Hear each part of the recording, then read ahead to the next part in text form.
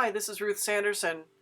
Today I'm going to be doing a colored pencil demonstration with my favorite brand, Prismacolors. And we're going to be coloring flesh tones over grayscale using my book, The 12 Dancing Princesses. And here's the picture that I'm going to color, just a close-up of her portrait. So I've cropped the picture in, and here's what the final result is going to look like. So let's get started. Now when I begin, I like to always begin with the lightest colors first. And the two lightest flesh colors for this young lady would be a light peach, and this is what I'm going to be doing, a number of light layers of light peach over her face, starting with the light areas, but also going into the gray areas. It really is important when you're coloring grayscale, especially portraits, to put a base of the light pencil even over the gray area. And this helps helps the gray stay underneath and not come through your pencils. If you bear down too hard at first, there's a possibility of the gray kind of coming through. So just work lightly, and that won't happen. So the second color here is beige. So both light peach and beige are good colors for skin, for a light Caucasian skin. The beige, you'll notice, almost has a bit of a yellower cast. I like to use a combination of both these colors for the light side of the face, and also going a little bit over into the gray areas too. But if you prefer one or the other, you could just use one of them. You don't necessarily have to use both.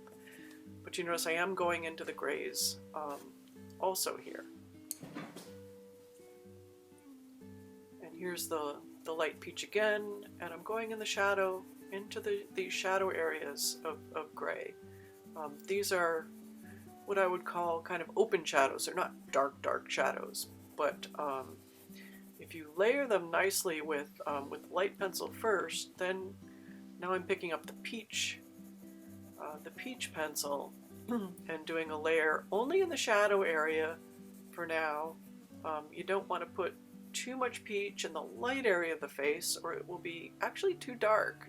Even though this looks like a very light pencil, I like the portraits to have that glow and to have that feeling of light on them. So I put the peach in all the shadow areas, starting about halfway on the face, on the forehead rather. Doing layers of the peach. And peach over the gray looks very nice. This is actually similar to how portrait artists sometimes do an entire gray underpainting before they paint a color portrait. And so the gray is sort of a base, and they glaze over it. Now I'm going to go in with the blush pink. And I like to add a little bit of extra pink to the cheeks. And this is a nice light pink. So you don't want to have too hard edges. You kind of want to feather it in. I would call it feathering. And I'm going to add a little pink to her lips to give her lips kind of a base color.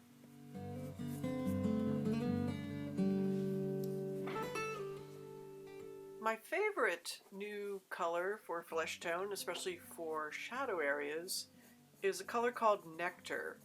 And interestingly enough, I don't believe this is in the portrait set that you can get from Prismacolor. I'm not sure why. I'm pretty sure it's not in there, and it just goes beautifully over the shadow area to deepen the shadows a little. It's just like slightly darker than peach and slightly grayer. And it works beautifully for shadows. if you want to keep them nice and bright and sort of glowing. In some cases you might want to deepen shadows with something like clay rose, but I'm not going to do that today here. You know, you'll be able to experiment yourself with, you know, colors that you prefer. So I did put that along the edge of the hair, and that's a good place to put a nice warm accent. And here I'm going back in with the light peach, more layers, kind of doing a little bit of burnishing, bearing down a little harder here.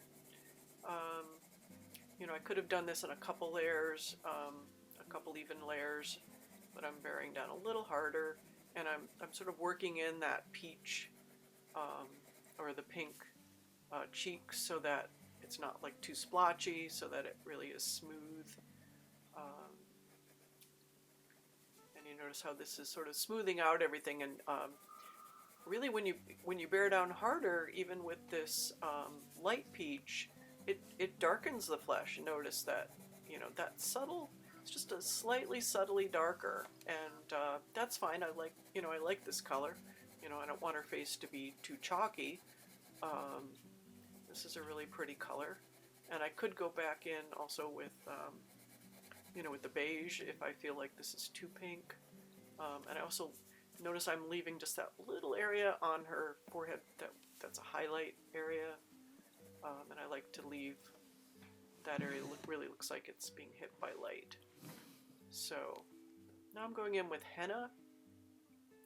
You know, and this is a good warm color for the accents of the lips and you know, and the corners of the eyes and the eyelids. You know, henna's a nice warm color that kind of goes in with the whole family of facial colors. You know, a little outline if you want. I'll soften that. You know, you can do outlines and then actually go back in with a lighter pencil and soften it later. So, little accents in the ears, darkening them a little. So there you go. And now I'm going to go in with light umber and do her eyebrows.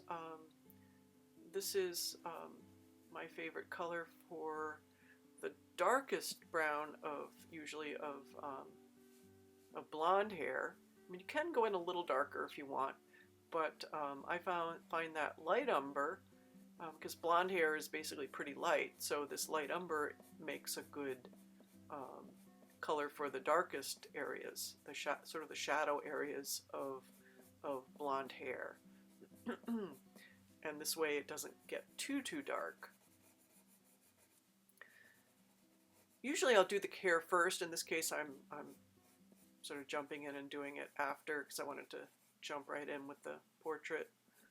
So you see I'm sort of following the lines that are already in the picture, but you know, not following them absolutely slavishly. The big thing you don't want to do is to cover over any light areas with this dark pencil. Sort of would defeat the purpose of having nice blonde highlights, unless you want to change your hair color. And then I'm going to go in with a light color. This is sand. So often with hair, I'll pick three, sometimes even 4 colors, and you can blend. See, I'm going right over the dark area too. Hair is really fun to do because there's no really one right way. You know, it could be slightly more shiny or less shiny. You know, the color could be slightly different. Sometime I'll add goldenrod into blonde hair if I really want, you know, a little bit more of a warm orangey blonde. So it's up to you. Play with the colors. And I would probably go back in later and add some cream highlights on here. In a minute I'm going to add some yellow ochre too, because that's a nice rich sort of blonde color. So here's the yellow ochre, and going into the dark areas a bit here. Overlapping. Overlapping is really important when you're, you know, rendering, you know, either in Grayscale or on line art, is to overlap your darks and your lights with the medium tone.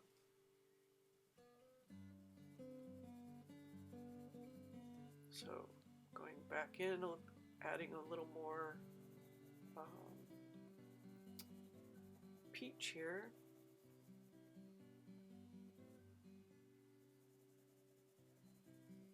Making her cheek, giving her cheek a little bit more color. The dark side of her face a little more color.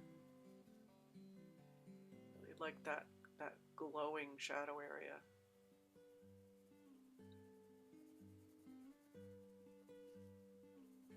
I feel like her forehead needs a little more color.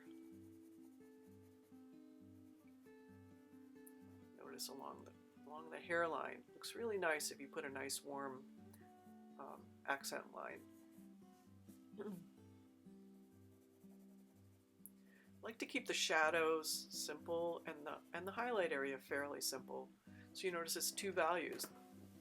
The light side of the face is pretty light, except for the really slightly soft pink cheek, which is a little bit darker, but it's softly feathered in.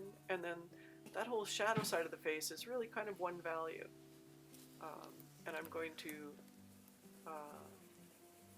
burnish the light side of the face with cream. And this is optional, you don't have to do this, but if you want quite a light facial color, this won't make this, you know, when you burnish it doesn't change the color to cream, but it just blends that light color and makes it slightly lighter. So I feel like this is a nice thing to do for a portrait of a pale princess. So eventually I want to do some portraits of other skin tones, darker skin tones, in another tutorial, but this one is all about princess. So a little gray in the eye, that's beige sienna to darken the eye. And I did take a minute to work on her lips a little. I needed to get in really tight, so I couldn't film that. But here's the portrait just about finished. There it is. So thanks for joining me, and I hope you got something from this video, and I'll see you another time.